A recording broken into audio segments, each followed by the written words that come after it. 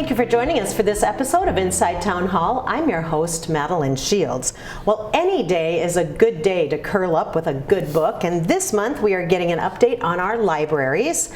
Joining me is City Councilor Curt Soehl, and his guest is Jodi Fick, the director of the Siouxland Libraries. Welcome to both of you. Thank you. Yeah, so tell me, let's talk a little bit about the library system.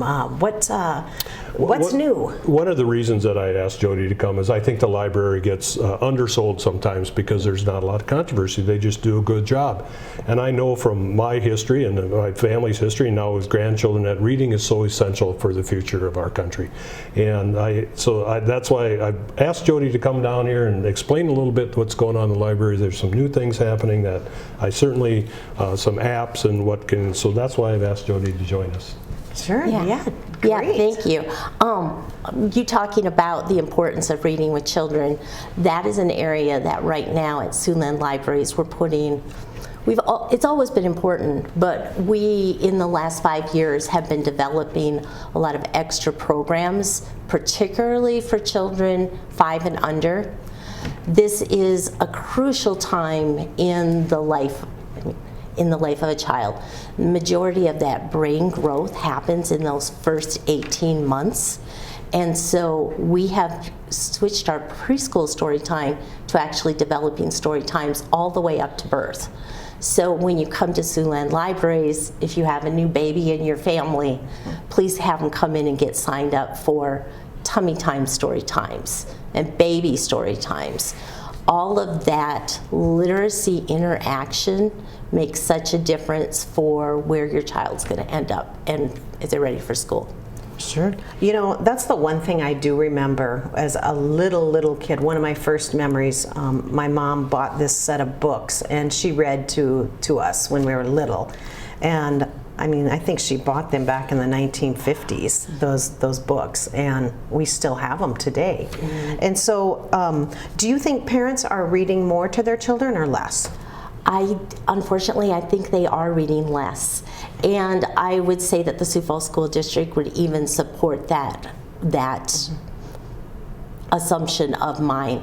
I think that our mobile devices and our tablets have really changed how we're interacting with our children, with our fellow man. Mm-hmm.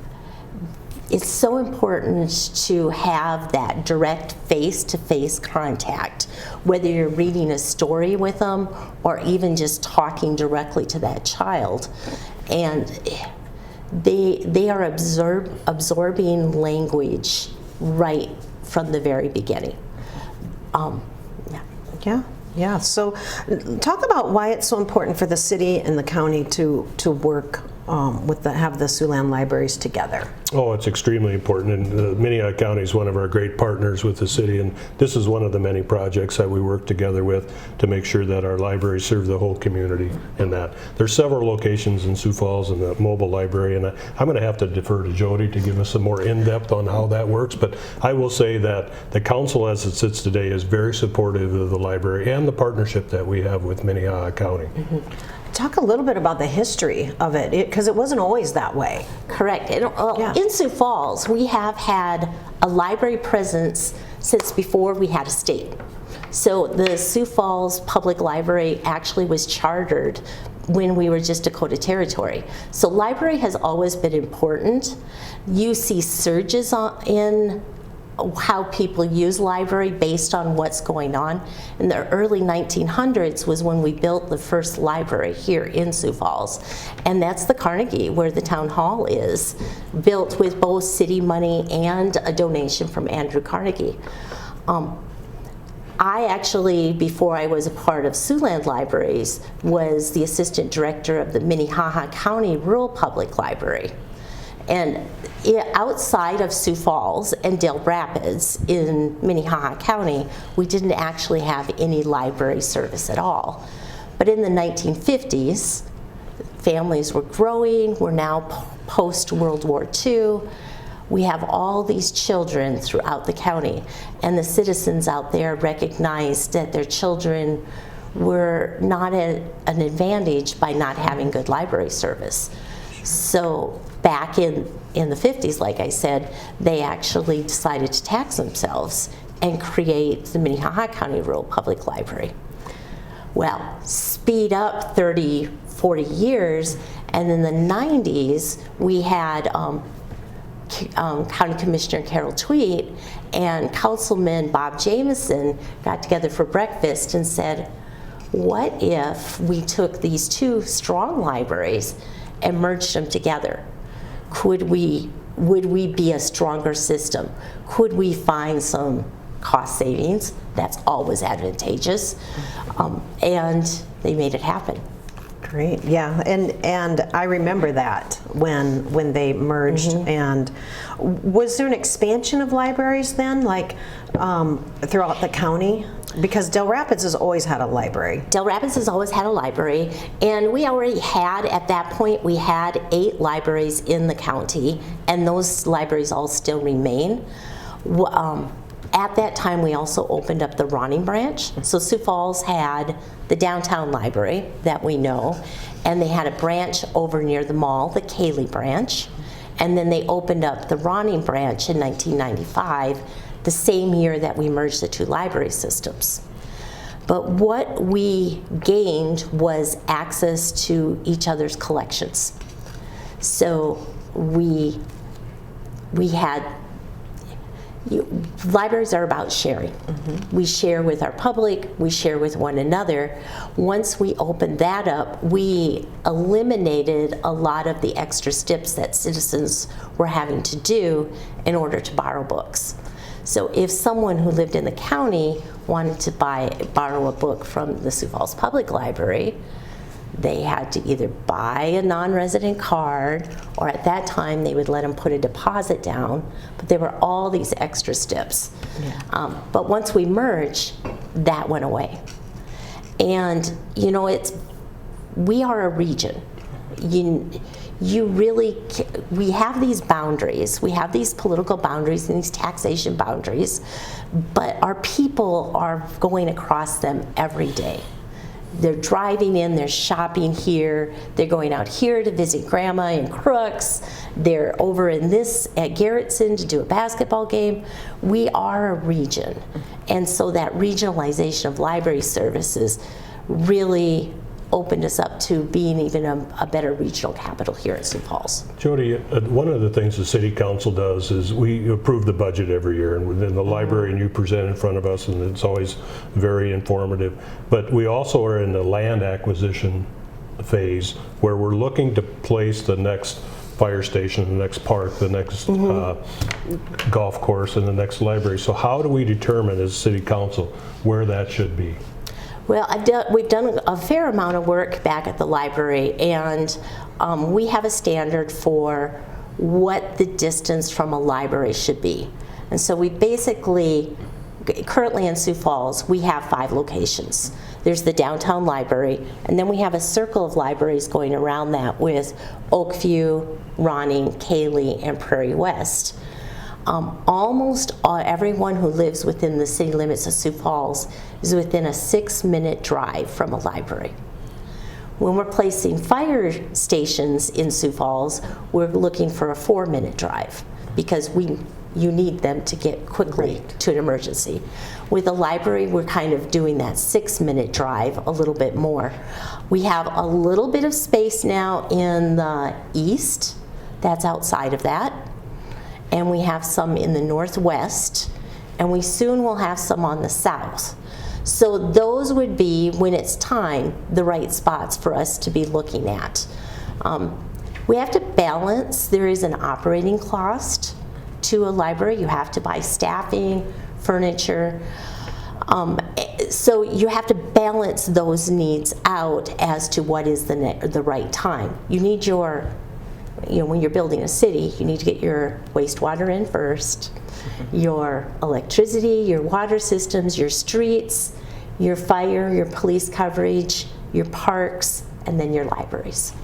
Because we don't want to put a library where we don't have people yet. Right, yeah, exactly. All right. I have to ask this. My wife has made sure that I would ask the question about the Libby app, which she uses, and I had no clue. So could you explain that to me and the general public? So when you think of libraries, you think of physical books. Well, a lot of books are now online. So electronic books, e-books we call them. And Libby, short for library, is the app that you use to get to most of our electronic collection. So we have a pretty extensive downloadable collection. Libby is one of them. The other one is Hoopla. And they operate a little bit differently. And unfortunately, I can't have everything in one because we're working with different vendors. But they give you access to both e-books, but also audiobooks. And for Hoopla, you can also download music, TV shows, movies, comic books, which I'm surprised how many people like to read their comic book on their devices. And all you need is a membership card to the library here? Yep. Yeah, all you need library card. is a library card. Sure, let's talk a little bit about that. I have a funny story from like back in the early 2000s, and I was, acquaintances with, our kids were all little, and we'd get together, the moms, and I was talking about these books I was reading, and this one mom says, well, where do you get all those books? Where do you buy them all? And I said, no, I go to the library. And they're like, really? They still have libraries? And I was like, what happened? Was it when Amazon started and people started being able to buy things, or were they just more, I don't know, is it more enticing to go to a bookstore and buy something instead of going to the library? I couldn't understand it because I'm like, yeah, I go to the library all the time, and we had the bookmobile that came right to our neighborhood. I don't understand it because, I've been living libraries my entire life. And 85,000 residents have library cards, so many of our people do. But you move into a community, if you're not driving past it, you might not even think about going to that. Libraries do have a challenge when there are a lot of other options for you, like Amazon, and you can quickly get something. And it wasn't always as quick with the library to get to things, but now it is fairly quick. We have a great website. You can search, you can see where it's at. And now we have collections that you can just download right to your phone or your computer or your laptop. So can you walk us through that a little bit? So if you have the app, and you have to have a valid library card. Mm-hmm. So, and do they expire? Do you have to go back and get it renewed after a while? Yes, every 3 years it does expire, because that gives us a chance to update your address, make sure that you actually still are here, live here, because people are pretty mobile, and it gives us a chance to see you face to face and get you in the building so you can see all the other great things that we've added in our buildings. Sure. And so if you have your library card, mm-hmm. and you go on, you download the app, and then you can check out books and you download them onto your phone, and then did they disappear after a while? Because I think that's how the Kindle was. Yes. You check them out for 3 weeks, and then at 3 weeks it does just disappear. The library has a license that allows you to use it for that time period, and then at that point, so that's one of the disadvantages. You do need to get that book read. Or with a physical book, if you kept it a little longer, you kept it a little longer. Sure. But this one, you got to get to it right away and get that taken care of. But it's really easy, if you didn't finish it, to request it again. Sure. What do you need to bring in if you don't have a library card and you want to get one? What do you have to bring anything with you? Photo ID. Okay. Just a photo ID with your current address on it. If you've just moved to the community and your ID you haven't updated your ID yet, bring in a piece of mail that shows where you're living, so that we do require that you show proof that you are a resident of our service area. If you're not a resident, you can purchase a non-resident card, and we have over 1,000 people who are non-resident users of our library. Yeah, interesting. And I didn't want to be a spoiler here, but these statistics are incredible. And in our notes, do you want to go over these a little bit about? It's just lots of library statistics. Yes, and we keep counts of everything, because if you have data, then you can follow trends. And We want to make sure that the library we're providing is that everything that we purchase is going to be used, that we are putting the services in that our community wants. Because if you look at libraries across the nation, there's a lot of different things being provided. And we want to be conscious that each tax dollar that we're using is being used as the people in our area want. So yes, I brought just a few statistics to share with you. People visits, that's how many people are coming in the door. In 2023, we had nearly 800,000 people coming in the door, up nearly 10% from the year before. We, at the library, we did, just like most places, have a decline of use during 2020 when COVID was in our community. But each year since, everything just is leaping up everything's almost double digits in increase. Our community loves the library. Once they find it, they make it a part of their life. Checkouts, that's both how many times people borrow the physical things in our items, books, we still have DVDs and people still use them, but also the electronic. And our use of electronic alone last year was up over 25%. But use of physical in other libraries across the nation is going down because more people are doing digital. Here we have both of them going up. And when we start talking about children, half of our circulation is children's materials. That's a reflection of our past, because in the 50s, back when the county was just getting started, here in Sioux Falls, they bought their first bookmobile. Right. And they actually had 3 bookmobiles, and they served every single school. And so that importance of reading from an early age is, I think, part of what long-term has made Sioux Falls successful now. Sure. What's the future? What can we expect to see coming up? Well, we're going to be remodeling some of our branches. I'm next week meeting with an architect to talk about some changes we need to make to the Oakview branch. Oakview opened in 2005. So we're coming up now on 20 years. So it's time to re-look at the actual, do we need to move some of the walls? Do we need to, and right now I can tell you we're planning to put in some more study room space. Our study rooms, I shared some statistics that we have here on meetings and study rooms. Meeting rooms are being used more than ever before. Study rooms, people want a spot that's away from their home that they can have fewer distractions. It's actually quiet, that they do. So we plan to put some study rooms there. We just finished remodeling the Ronning branch, and there we added 3 study rooms and a drive-up window.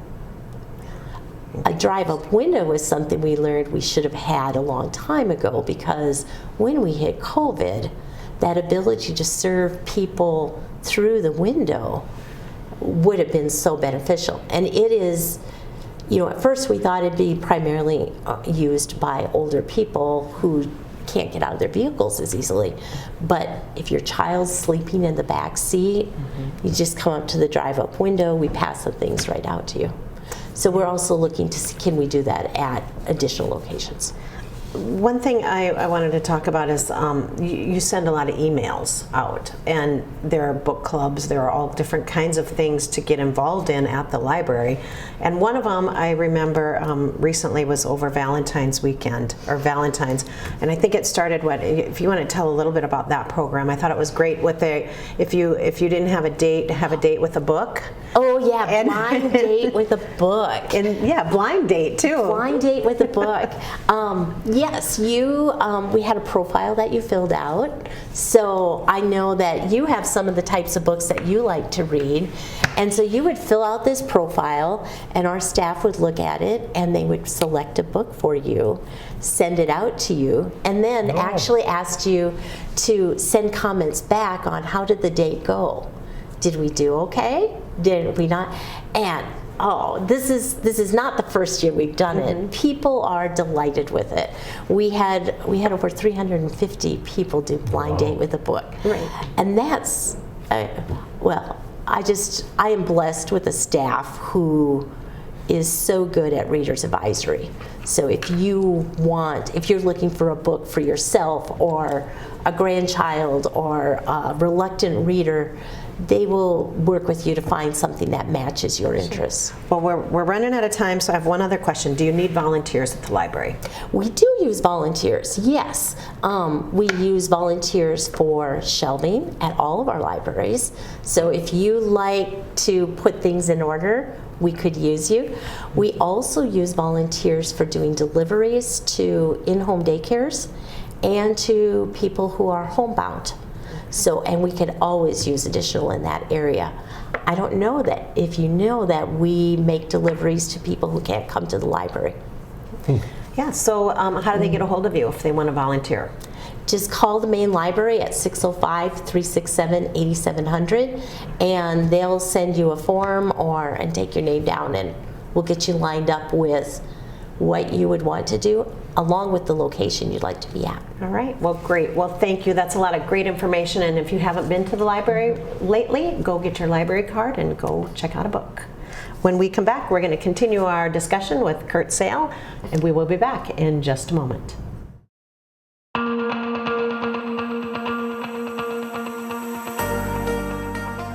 Hi, I'm Dr. Smedzard here with Falls Community Health, and I'd like to talk to you today about why it's so important to monitor your child's screen time. Higher amounts of screen time increases a child's risk for developing obesity, irregular sleeping patterns, language delay, aggressive behaviors, and attention dysfunction. For these reasons, minimal to no screen time is recommended for children under 2 years of age. Preschool and elementary age children should have their screen time monitored and kept under 1.5 hours per day, and teens should remain under 2 hours of screen time per day. You as a parent are the best role model for your child. Take the time to work on limiting your screen time as well as theirs. Welcome back to Inside Town Hall, where we are visiting with City Councilor Curt Soehl, and we just got finished talking about the library, and you have your reading list. Yes, here. I have my summer reading list that I'd like to discuss. A couple of books I think if you're in Sioux Falls you should probably read.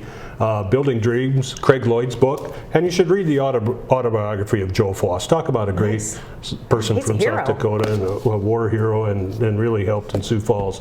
I'm doing one for professional development by Thomas Friedman. I love him. You know, he wrote The World is Flat. Thank You for Being Late, which I think is very appropriate in today's world about how busy we are. Two books that I'm reading with my 14-year-old grandson right now. Robinson Crusoe is a classic, but it's 300 years old, and it's a little tough for kids. And the PT 109. I mean, what a great story about a war hero that became a president of the United States. And then Truman, that is my stretch goal. As you can see, it's very long, and it's going to take me a while to get through it. But before I'm done with this world, I want to make sure I read that. So, and it was a pleasure having Jodi Fick on this program. I think the library is one of the shining stars that doesn't get enough light put on it in the city of Sioux Falls. And I'm proud to say, as a city council member, I very much support the libraries. Yeah, very good. Me too. I love going to the library. It's so quiet. I just want some quiet, and they're so beautiful and peaceful. So, okay, what might not be beautiful and peaceful is the budget. Let's talk about that, the upcoming budget and the discussions. Well, certainly through the discussions of what we've gone through the last few years with going through COVID and then all the CARES Act money that's come in, we've seen ups and downs. And I think these next years there might be a little bit of storm clouds on the horizon, but I don't know how far they are out. So the first quarter of this year has been fairly good for the city of Sioux Falls in sales tax collections and other collections. The last quarter of 2023 was not as strong, so it put up the little warning signs. So as we start the budget discussions with the administration and with 4 new council members coming on, I think this council is going to be prudent, and we're also going to be forward-looking on what we can do. There are going to be some big expenditures that we're going to make in infrastructure, and we can see a continued support of our law enforcement coming forward, and that mainly there is personnel, and of course we all know that they're having a struggle to keep full staffing. So we're going to look for innovative solutions for that. You have about 2 years left of your term on City Council. What would you like to see happen over the next 2 years? Oh, that's a very good question. There's certainly some things that we have to address that we probably put off a little bit. You know, the discussion about the Riverline District, the whole downtown growth it's an evolving, forward-looking discussion. There's a new development that's going to come in downtown, about $90 million we're going to have to act on. We have not yet put anything on top of the parking ramp. It's been 2 years since we paid $500,000 for that developer to go away. I want something started on that, and I am actively working on that project. So I want to see that done. I would love to see a grand master plan, everything from Smithfield all the way down to 14th Street for downtown Sioux Falls. Lots of moving parts. You have the bus barn that either needs to significant remodeling done to that or it needs to move. If it does move, that puts a block of city property up for redevelopment, and I want to see what can happen at that area. We know that the school district is talking about redoing Whittier School, which means they have to move and they have to buy houses, and that whole how all that works in the short term or long term is still up for discussion.